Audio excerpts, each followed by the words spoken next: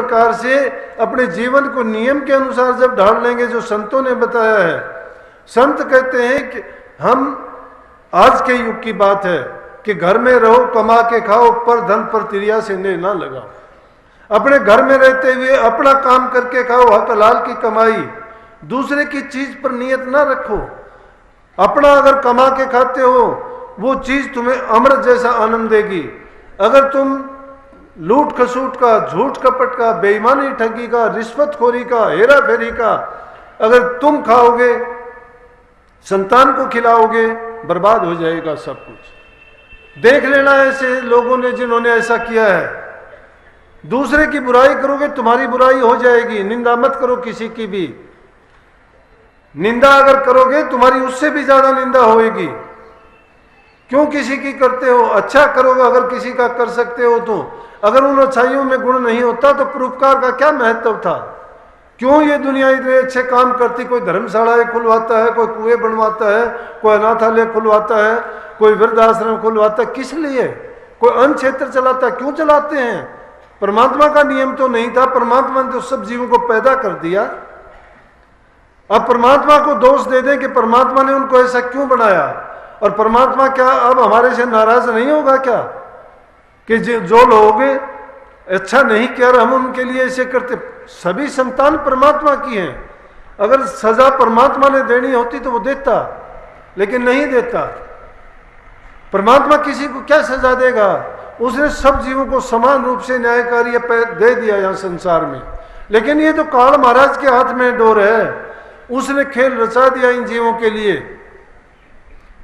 वो इनको छिन में बहका देता है, किसी से कोई उल्ट, किसी से कोई उल्ट। इनकी बुद्धि को, इनकी समझ को हर लेता है, और ये वो पाप कर्म करते चले जाते हैं कि जिसके कारण ये इस संसार से ना निकले।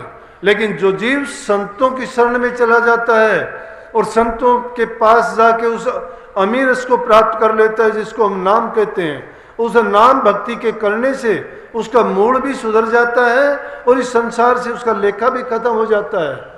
फिर उसका बार बार जन्म मरण का चक्कर नहीं होता।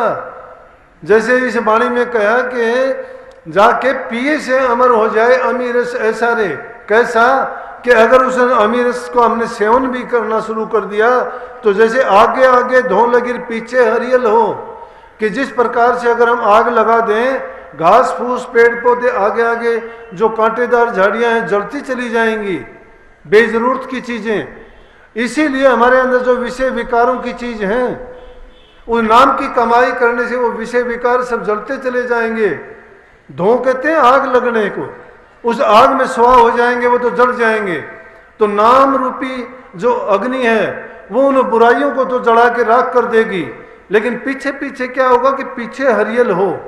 हरियल होने का मतलब है कि नई घास पैदा होगी। नई घास पैदा होने से मतलब अच्छे सद्गुण हमारे अंदर पैदा होते चले जाएंगे। क्योंकि जब दिलों में जो बुराइयां भरी पड़ी हैं, जब वो बाहर गई तो जगह मिल जाएगी अच्छाई को। लेकिन जब तक हमारे अंदर बुराइयां भरी पड़ी हैं, अच्छाई को अंदर लेना चाहोगे नहीं ले सकोगे। अगर किसी के दिल में जब तक बुराइयां हैं, यह भी मूड सुधारने की बात है। अगर नाम का सुमरण मात्र भी करोगे, नाम में बड़ी ताकत है। तुलसी साहब कहते तुलसी अपने राम ने रीज भजो चाहे खीज, भूमि पड़ा सो जाम सिर औंधा सौंधा बीज। चाहे परमात्मा को तुम किसी तरह से भजो, चाहे रीझ के भजो मतलब प्यार से भजो, चाहे खींच के भजो, चाहे उस पर नाराज होके भजो। खुश होके भजते हो तो भी और नाराज होके भजते हो तो भी, वो तो अपना गुण आपको जरूर देगा। जिस प्रकार से जमीन में जमींदार आदमी फसल उगाते वक्त देख के नहीं डालता कि मैं बीज उल्टा डालता हूं सीधा डालता हूं। जो भी बीज डालता है वो पैदा होता है, बाहर आता है जमीन से। इसी प्रकार से उस नाम को तुम किसी रूप में भी याद करो, सुमरण भी अगर करोगे उसका, और सुमरण करते वक्त अगर तुम्हारे दिल से बुरे विचार नहीं निकले हैं तो मैं कहता हूं तुम और ज्यादा बुरे हो जाओगे। कामी आदमी ज्यादा कामी होगा, क्रोधी ज्यादा क्रोधी हो जाएगा, अभिमानी आदमी ज्यादा अभिमानी हो जाएगा। क्यों हो जाएगा? कि वो ताकत मिलेगी उस चीज से। नाम में वो शक्ति है कि वो उसको ताकत देगी। नाम अपना काम करेगा। इसीलिए कहा गया है कि पहले मूल को सुधारोगे, बुराइयों को निकाल दोगे, तो तुम्हारा नाम की हुई कमाई उन अच्छे और सद्गुणों को ताकत देगा और वो आपके अंदर प्रफुल्लित होंगे, तो आपको अच्छा करने की आदत पड़ जाएगी। और आगे कह दिया कि बलिहारी उस पेड़ की जड़ काटे फल हो, कि उस फल के बलिहारी जाएं। बलिहार जाने का मतलब कहते हैं कि उसके सामने अपने बल, ताकत, बुद्धि, समझ को हार जाएं। हम तो अपनी बुद्धि और चतुराई को रखते हैं, किसी से भी पूछ के देखो 10 बात सुना देगा, अपने आप में कोई कमी नहीं है बुद्धि में। लेकिन स्वीकार करो सच्चाई को, दर्पण की तरह से सच्चाई को स्वीकार करो। दर्पण सच्चा है, जैसा भी रूप उस होगा, जैसी भी उस चीज में उसमें देखोगे, दर्पण एकदम सच्चाई दिखाएगा। महात्मा बुद्ध ने इसीलिए तो कहा था सम्यक दृष्टि। वो सम्यक दृष्टि क्या थी? सम्यक दृष्टि यही थी कि दीपक की तरह से बुराई की तरफ दृष्टि ना करो, पाप कर्म की तरफ दृष्टि ना करो, सिर्फ सच्चाई को अंगीकार करो ना। जो अष्टांग योग उन्होंने बताया महात्मा बुद्ध ने, उनमें से पहली चीज उन्होंने बताई कि सम्यक दृष्टि होनी चाहिए।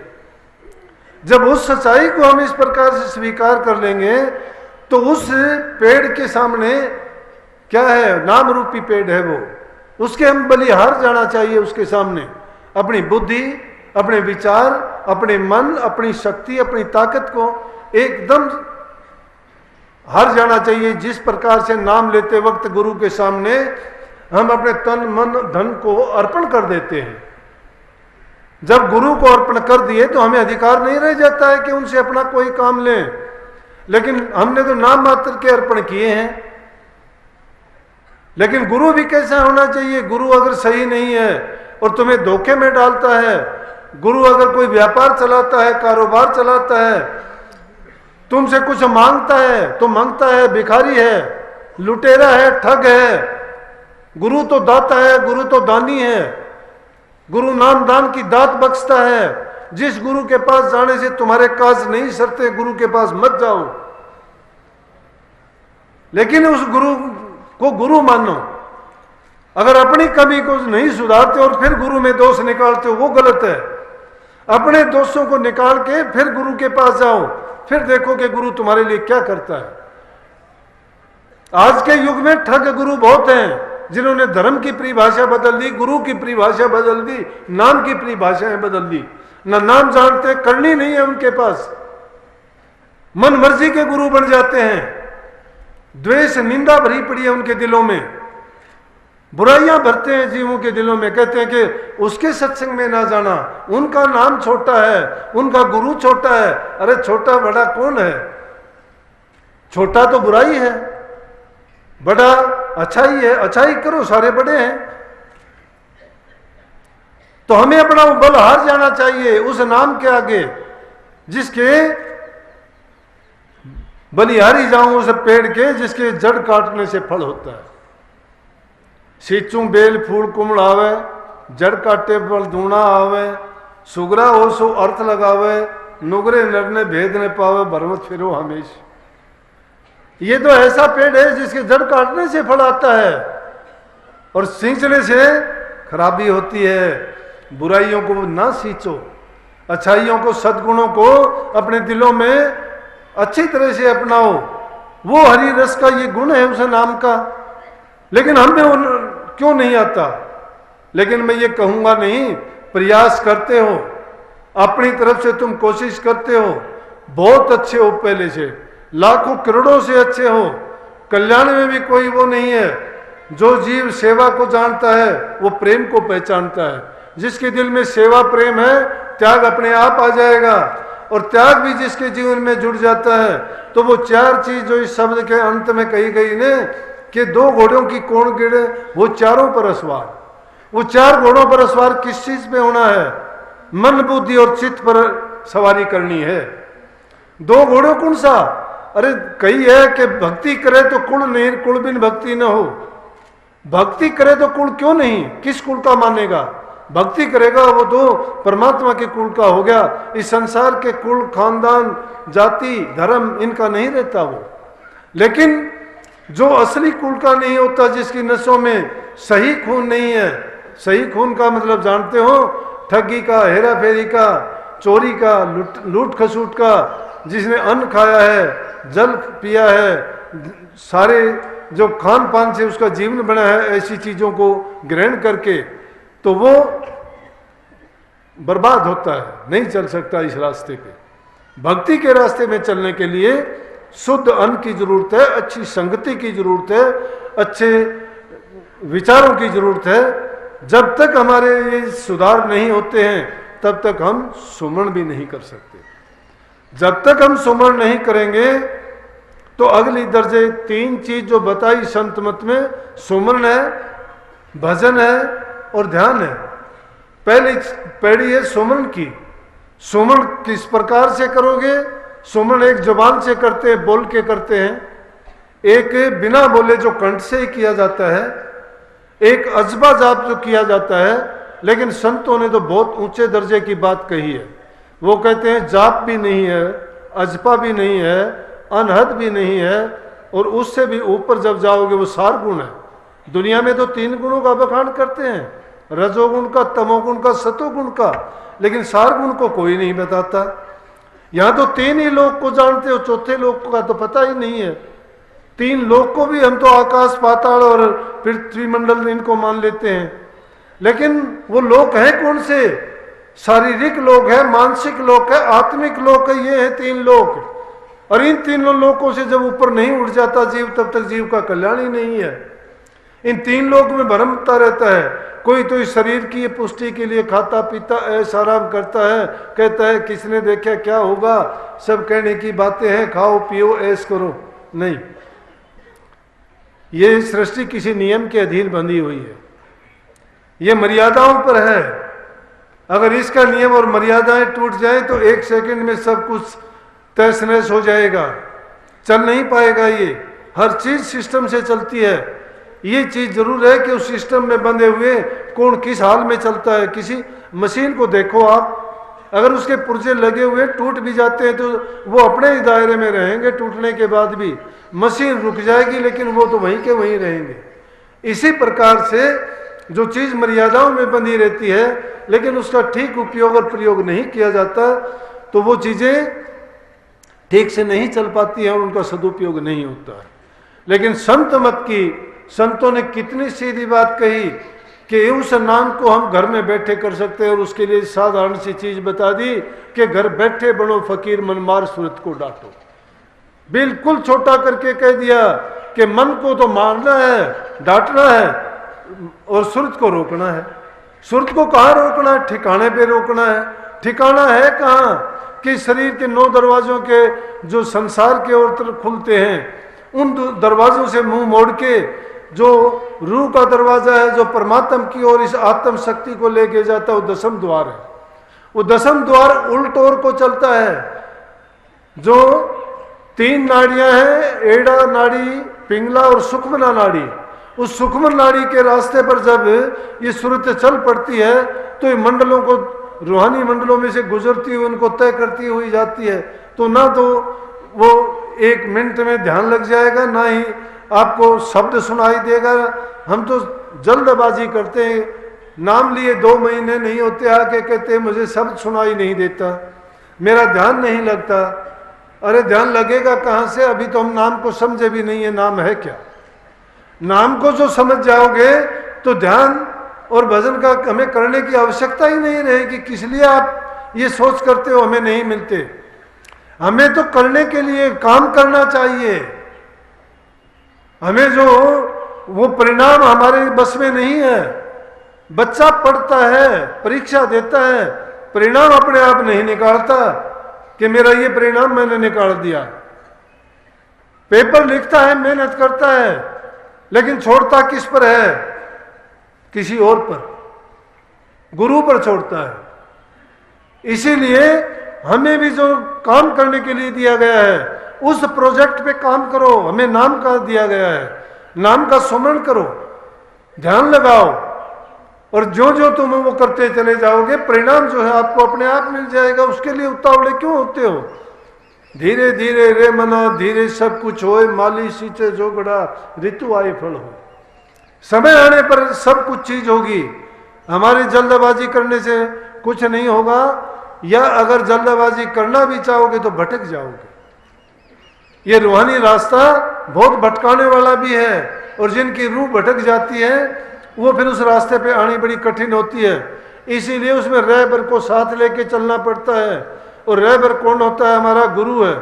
गुरु तो संसार में अपने बयान, वचन और उपदेश के द्वारा बुराइयों को छोड़ने मिटाने का उपदेश करता है, और अंतर में वो नूरी रूप में, सूक्ष्म रूप में हमारे अंग संग्रह के अंदर में सूरत को ऊपर की तरफ खींच के लेके चलता है। सूरत एक मकड़ी की भांति है, और गुरु की शक्ति उस मकड़ी के तार जैसी है जो उस ऊंचे दर्जे से बंधी हुई है।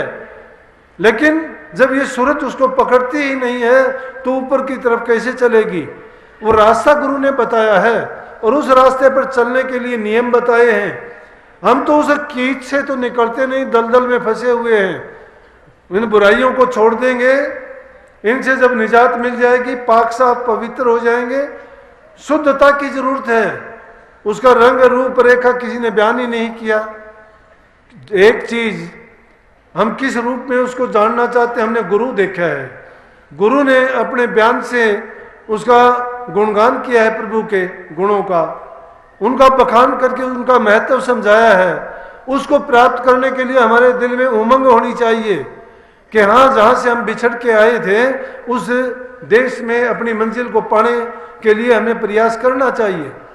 जब हमारा प्रयास सच्चा हो जाए, लगन करने से क्या नहीं मिलता। जो जिसने लगन लगाई, मेहनत की, सब ने पाया, लेकिन उस चीज में जो आनंद मिलता है वो संसार के किसी पदार्थ में नहीं है। और वो अमीर ऐसे महंगे मोल का है कि उसका मोल जिन्होंने दिया वो जानते हैं। हमने तो कोई मोल देना ही नहीं पड़ा। हम तो 5, 4, 10, 100, 50 रुपए का नाम लेके आते हैं। नाम लेते वक्त नाम गुरु ने बता दिया, 2-2, 5-5 रुपए चढ़ा के आगे के नाम ले आया मैं। वो नाम मिल गया। नाम मोल मिलता है क्या? नाम का कोई मोल तोल नहीं है, महंगे मोल का है। उसके लिए गर्दन, शीश का दान देना पड़ता है। जिसने तन, मन, धन तीनों चीज देनी पड़ती हैं। कौन देने के लिए तैयार है? कोई नहीं होता। सिर्फ रस के भोगी, आनंद के भोगी, सुख के चाहने वाले हैं। जो अपनी जान की बाजी नहीं लगाता उसको कुछ नहीं मिलता। लाल को प्राप्त करने वाले समुद्रों में गहरी डाक लगाते हैं, उनकी तलेटी तक जाते हैं, और डरने वाले किनारे पर बैठे रहते हैं, उनको मिलता कुछ नहीं। सीप घोंगे उठा के घर में आ जाओ बेशक। लेकिन लाल को जिसकी जरूरत है उसको परवाह नहीं है मरने की, डूबने की। जो ये बाजी लगाता है सिर धड़की, ये तो घर है प्रेम का, खाला का घर ना, शीश काट पग तले धरे तब पहुंचे घर में। घर पे जब पहुंचना चाहोगे तो अपना शीश काट के भी तैयार रखना चाहिए। लेकिन शीश का दान कौन देगा? कृपण आदमी तो 2 पैसे देते वक्त भी ये करेगा। मैं बताऊं, होशियारपुर में जाते थे हम, महाराजों के गुरु भाई थे बाबा फकीर चंद जी, 96 वर्ष की उम्र में चौड़ा छोड़ा। बहुत काफ़ी सत्संग सुनने का अवसर मिला मुझे। जाते थे तो बहुत एकदम प्रैक्टिकल संत थे, करने वाले थे, बहुत करने वाले गृहस्थी थे। हर चीज़ को बहुत गहराई से, बहुत अच्छे ढंग से उन्होंने व्याख्या की, हर चीज़ की जो भी जिंदगी में देखी उन्होंने। जिस चीज़ के बारे में सोचते उसी चीज़ के बारे में वो करके भी देखते थे। इसीलिए मैंने उनको प्रैक्टिकल कहा। अपने जीवन की भी सच्चाई आखिर में कह दिया। अमेरिका में चौड़ा छोड़ा तो आखिरी वक्त में उन्होंने कह दिया कि मैं सारी जिंदगी ये कहता रहा कि किसी का कर्ज सिर पर ना लेके जाओ। अगर ये जीव किसी से कर्ज लेके जाता है दुनिया से देना पड़ेगा। लेकिन मैंने जिंदगी में किसी का कुछ नहीं लिया। काफी देखे। द्वारका प्रसाद थे बादड़ी में, पंडित के घर जन्म था, कबीर पंथी थे। एक बार हम गए, बताने लगा कि एक औरत आई कबीर साहब की, उन्होंने मूर्ति लगा रखी थी। बोले वो औरत मेरे से थोड़ी देर बैठी, सत्संग सुना, उसके बाद वो गई तो जाते वक्त 5 रुपए रख गई कबीर साहब की मूर्ति के सामने। ये त्याग की बात है, त्यागी संत हुए, उनको क्या जरूरत। तो उन्होंने क्या किया कि वो 5 रुपए उठाए। अनिल हम 5 रुपए उठा के भाग्या हुआ गया। मुझे वो काफी दूर जाली थी, मुझे पता था किस रास्ते गई है, जाके उसको 5 रुपए दे के आ, धमका के आ, कहने लगा कि कबीर साहब तेरे 5 रुपए का भूखा नहीं है, ये लेके जा अपने।